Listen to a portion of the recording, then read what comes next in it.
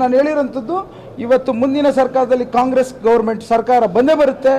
ಯಾರೇ ಮುಖ್ಯಮಂತ್ರಿ ಕಾಂಗ್ರೆಸ್ ಇಂದ ಆದ್ರೂ ನಾನೇ ಮುಖ್ಯಮಂತ್ರಿ ಕುಣಿಗಲ್ ತಾಲೂಕಿಗೆ ಅನ್ನೋ ಡಿಕೆ ಶಿವಕುಮಾರ್ ಸಿಎಂ ಆದ್ರೆ ತುಮಕೂರಿಗೆ ನಾನೇ ಸಿಎಂ ಎಂದಿದ್ದ ಕುಣಿಗಲ್ ಶಾಸಕ ಡಾಕ್ಟರ್ ರಂಗನಾಥ್ ಇದೀಗ ತಮ್ಮ ಹೇಳಿಕೆ ಬಗ್ಗೆ ಸ್ಪಷ್ಟನೆ ನೀಡಿದ್ದಾರೆ. ತುಮಕೂರಿನಲ್ಲಿ ಈ ಬಗ್ಗೆ ಸ್ಪಷ್ಟನೆ ನೀಡಿದವರು ಕುಣಿಗಲ್ ತಾಲೂಕಿನ ಅಭಿವೃದ್ಧಿ ಉದ್ದೇಶದಿಂದ ನಾನು ಹಾಗೆ ಹೇಳಿದ್ದೇನೆ. ಕಾಂಗ್ರೆಸ್ ಸರ್ಕಾರ ಬಂದರೆ ಅಭಿವೃದ್ಧಿ ಆಗಲಿದೆ ಎಂದು ಹೇಳಿದ್ದೇನೆ. ಸಿದ್ದರಾಮಯ್ಯ, ಡಿಕೆ ಶಿವಕುಮಾರ್ ಸೇರಿದಂತೆ ಹಲವರು ಸಿಎಂ ರೇಸ್ನಲ್ಲಿ ಇದ್ದಾರೆ. ನಾನು ಮಾತಿನ ಭರದಲ್ಲಿ ಡಿಕೆ ಶಿವಕುಮಾರ್ ಸಿಎಂ ಆಗುತ್ತಾರೆ ಎಂದೇ ಎಂದು ಸ್ಪಷ್ಟನೆ ನೀಡಿದರು. ಕಾಂಗ್ರೆಸ್ನಿಂದ ಯಾರು ಮುಖ್ಯಮಂತ್ರಿ ಆದ್ರೂ ಕುಣಿಗಲ್ನಲ್ಲಿ ಅಭಿವೃದ್ಧಿ ದೃಷ್ಟಿಯಿಂದ ನಾನೇ ಸಿಎಂ ಎಂದಿದ್ದೇನೆ. ಮುಖ್ಯಮಂತ್ರಿ ಯಾರಾಗಬೇಕು ಅನ್ನೋದು ವರಿಷ್ಠರು ತೀರ್ಮಾನ ಮಾಡುತ್ತಾರೆ ಎಂದು ಅವರು ಹೇಳಿದರು. ವರದಿ ರಾಜೇಶ್ ರಂಗನಾಥ್.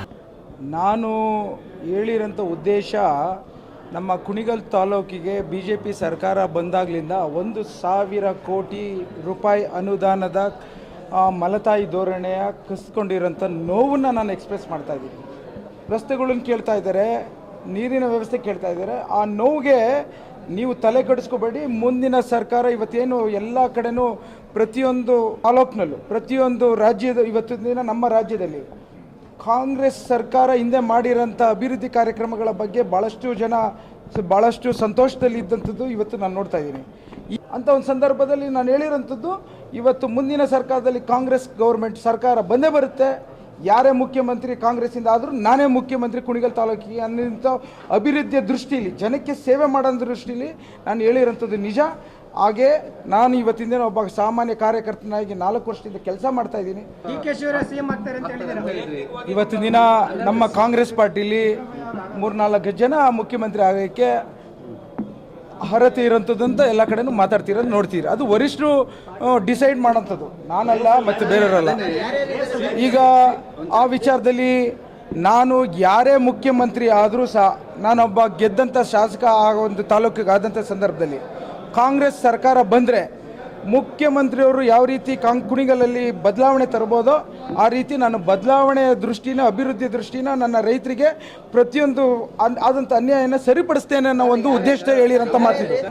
ನನ್ನ ಹೇಳಿಕೆಯ ಬರದಲ್ಲಿ ಹೇಳಿರೋಂಥ ಮಾತಿನ ಉದ್ದೇಶ ಇವತ್ತು ನಿಮ್ಮ ಮುಂದೆ ಹೇಳ್ತಾ ಇದ್ದೀನಿ. ಡಿ ಕೆ ಶಿವಕುಮಾರ್ ಸಾಹೇಬರು ಮುಖ್ಯಮಂತ್ರಿ ಆದರೂ ಸಹ ಮಾನ್ಯ ಸಿದ್ದರಾಮಯ್ಯ ಸಾಹೇಬರು ಮುಖ್ಯಮಂತ್ರಿ ಸಹ ಆದರೂ ಸಹ ಪ್ರತಿಯೊಬ್ಬ ಶಾಸಕನು ಆ ಒಂದು ತಾಲೂಕಿಗೆ ಮುಖ್ಯಮಂತ್ರಿ ಆಗಲಿಕ್ಕೆ ಅವಕಾಶ ಕೊಡೋಂಥ ನಾಯಕತ್ವ ಕಾಂಗ್ರೆಸ್ ಪಾರ್ಟಿಲಿ ಇದೆ ಅಂತ ಹೇಳಲಿಕ್ಕೆ ನಾನು ಹೊರಟಿದ್ದಂಥದ್ದು.